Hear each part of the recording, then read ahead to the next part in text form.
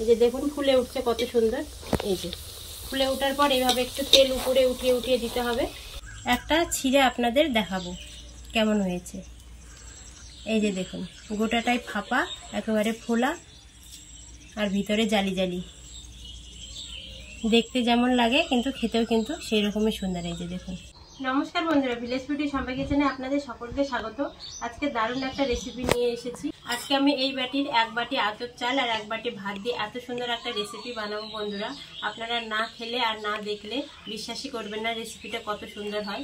আপনারা পুরো ভিডিওটা প্রথম থেকে শেষ অবধি দেখতে থাকুন, খুব ভালো লাগবে বন্ধুরা। আজকে আমি এই বাটির 1 বাটি আতপ চাল আর 1 বাটি ভাত দিয়ে এত সুন্দর একটা রেসিপি বানাবো।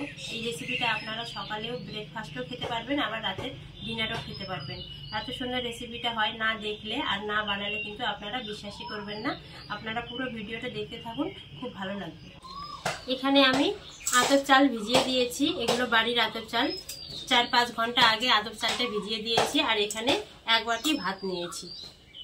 এই যে দেখুন বন্ধুরা, আতপ চালটা ভিজে নরম হয়ে গেছে। এখন মিক্সিতে এই আতপ চালটা পেস্ট করে নেব।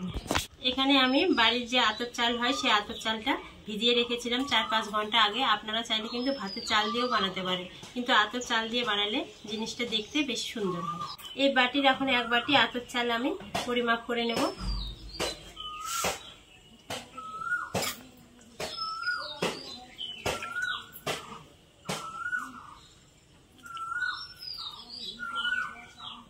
যে বাটি দিয়ে আপনারা আতপ চাল মেপে নেবেন সেই বাটি দিয়ে আবার ভাতও মেপে নিতে হবে। 1 বাটি আতপ চাল নিয়ে নেব আর 1 বাটি ভাত একসাথে মিক্সিতে পেস্ট করে নিয়ে আসবো। এখন আতপ চালটা মিক্সির মধ্যে দিয়ে দেব।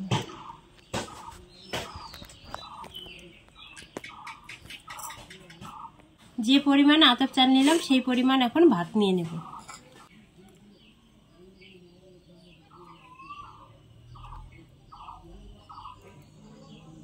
এখন এই দুটো একসঙ্গে পেস্ট করে নেব। আপনারা চাইলে এটা শিলপাটাতেও বেটে নিতে পারেন। এখন আমি মিক্সিতে এটা পেস্ট করে নিয়ে আসবো। এটা ছোট জারটাতে নিলাম, ছোট জারটাতে নিলে পেস্টটা ভালো হয়, আর একটু বড় জারে নিলে কিন্তু পেস্টটা একটু দানা দানা থেকে যায়। আর এখানে আমি এখন 1 বাটি জল দিয়ে দেব। বন্ধুরা, মিক্সিতে পেস্ট করে নিয়ে চলে এসেছি। আর এত সুন্দর পেস্টটা হয়েছে, স্মুথ একেবারে পেস্ট করে নিতে হবে, মিহি, যাতে একটুকু দানা না থাকে, এইরকম পেস্ট করে নিতে হবে। এখন এই যে ঢেলে নিচ্ছি। আপনারা যেরকম বানাবেন সেই পরিমাপে চাল আর ভাতটা কিন্তু সমান সমানে নেবেন।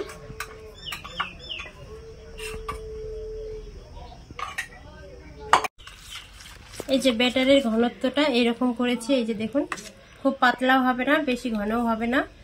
এই যে এরকম চামচের গায়ে যে এরকম দাগ কাটলে এই যে দেখুন পড়ে যাচ্ছে না, দাগটা যেরকম সেরকমই থাকছে। এরকম ব্যাটার বানিয়ে নিতে হবে।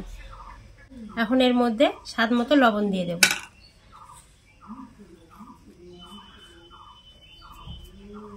আর এর মধ্যে কিছুই দেব না। এই 3টে উপকরণ দিয়ে এত সুন্দর একটা নাস্তা রেসিপি তৈরি হয়ে যাবে, আপনারা ভাবতেই পারবেন না। এখন এই ব্যাটারটা 5-6 মিনিটের মতো ফেটিয়ে নিতে হবে। যত ফেটিয়ে নেবেন তত কিন্তু নাস্তাটা খেতে খুব সুন্দর হবে। বন্ধুরা, এইদিকে উনুনটা আমি ধরিয়ে নিয়েছি আর এইদিকে ফেটিয়ে নিচ্ছি। একসাথে 2 কাজ হয়ে যাবে। এইদিকে কড়াইটা গরম হয়ে যাবে আর এইদিকে ফেটানো হয়ে যাবে, তাড়াতাড়ি রেসিপিটা হয়ে যাবে। আর এই রেসিপিটা বানাতেও কিন্তু বেশি সময় লাগে না, খুব অল্প সময়ে কিন্তু হয়ে যায় সুন্দর একটা নাস্তা। আপনারা ব্রেকফাস্টেও খেতে পারবেন, আবার রাতের ডিনারেও খেতে পারবেন। এই রেসিপিটা দক্ষিণ ভারতে কিন্তু খুব প্রচলিত। এই রেসিপিটা কিন্তু গরম গরম তরকারির সাথে খুব খেতে ভালো লাগে।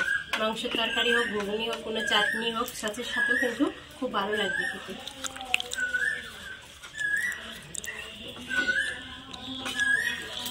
আপনাদের হাতে যদি কম সময় থাকে তাহলে আগের দিন রাতের বেলা চালটা ভিজিয়ে রাখবেন আর সকালবেলা মিক্সিতে পেস্ট করে এভাবে নাস্তাটা বানিয়ে নেবেন। এদিকে ব্যাটারটা ফেটানো হয়ে গেছে আর এদিকে কড়াইও গরম হয়ে গেছে। এখন কড়াইয়ের মধ্যে তেল দিয়ে দেব।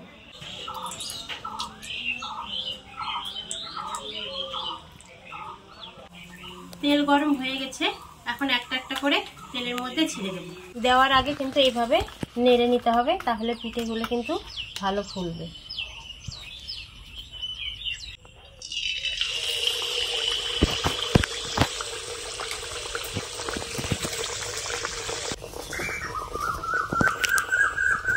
একটু সময় লাগবে ফুলতে। এই যে দেখুন ফুলে উঠছে কত সুন্দর। এই যে ফুলে ওঠার পর এইভাবে একটু তেল উপরে উঠিয়ে উঠিয়ে দিতে হবে, ফুলে একেবারে ফেটে গেল। দেখুন কত সুন্দর ফুলছে, আর দেখতেও কতটা সুন্দর লাগছে। কোনো রকম চিনি গুড় ছাড়াই তেলপিঠের মতো কিন্তু এটা হচ্ছে। তেলপিঠে না, এটার নাম হচ্ছে উত্তাপাম।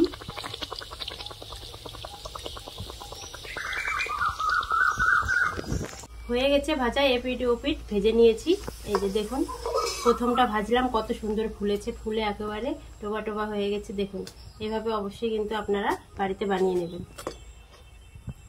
এখন আর একটা ভেজে নেব।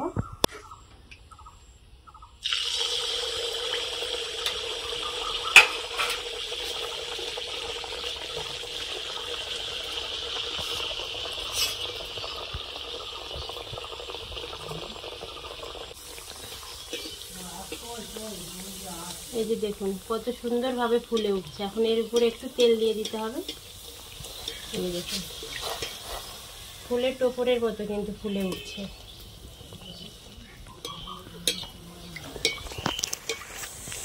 এটা কিন্তু আপনারা জল খাবারও খেতে পারেন, আবার রাতেও খেতে পারেন ডিনারে। দেখতে দেখতে দুইটা ভাজা হয়ে গেল বন্ধুরা। খুব সহজে আর খুব অল্প কিছু উপকরণ দিয়ে অল্প সময়ে কিন্তু এরকম একটা ব্রেকফাস্ট বা রাতের ডিনার বানিয়ে খেতে পারেন। উনুনের আঁচটা তেল পিঠে ভাজার সময় যেরকম উনুনের আঁচ রাখা হয় সেই রকমই কিন্তু রাখতে হবে।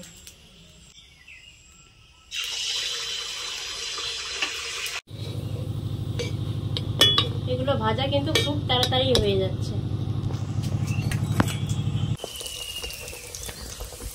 একটাও মিট যাচ্ছে না, প্রত্যেকটা ফুলছে, আর কত সুন্দরভাবে ফুলছে দেখুন।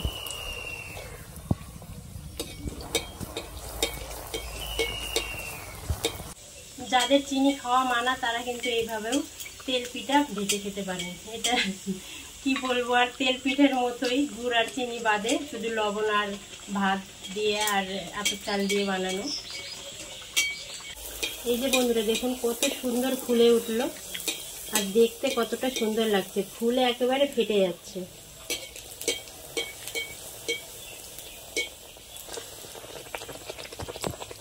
আর আমার ভিডিওগুলো যদি ভালো লেগে থাকে, আর কোনো বন্ধু যদি আমার চ্যানেলে নতুন হয়ে থাকেন, তাহলে অবশ্যই আমার চ্যানেলটিকে সাবস্ক্রাইব করে পাশে থাকবেন। এই যে দেখুন বন্ধুরা কত সুন্দর লাগছে দেখতে, একেবারে ফুলে কিন্তু ফুটবলের মতো হয়ে গেছে। এইরকম অবশ্যই আপনারা বাড়িতে বানিয়ে খাবেন। গরম গরম মাংসের তরকারি, ঘুগনির তরকারি বা আলুর তরকারি, চাটনির সাথে খুব খেতে ভালো লাগবে রাতে ডিনারে। আর এইরকম করে সবগুলোই ভেজে নেব। প্রত্যেকটা নাস্তা দেখতে যেমন খেতেও তেমন কিন্তু লাগবে। একেবারে ফুটবলের মতো ফুলছে, দেখতে কতটা সুন্দর লাগছে। এই যে বন্ধুরা দেখুন দেখতে কতটা সুন্দর লাগছে। দেখে মনে হবে না যে এটা আতপ চাল আর ভাত দিয়ে বানানো, মনে হবে যে এটা সাদা ময়দার লুচি। দেখুন কত সুন্দর লাগছে দেখতে। একবার শুধু দেখুন সবটাই কিন্তু ফুলেছে, একটাও মিস যায়নি। সবগুলো ভাজা হয়ে গেছে, প্লেটে সাজিয়ে নিয়েছি। দেখুন কত সুন্দর হয়েছে দেখতে, সাদা ধপধপে একেবারে ময়দা লুচির মতো লাগছে। কেউ বলবে না যে এটা আতপ চাল আর ভাত দিয়ে বানানো। দেখতে কতটা সুন্দর লাগছে, খেতেও কিন্তু খুব ভালো লাগবে।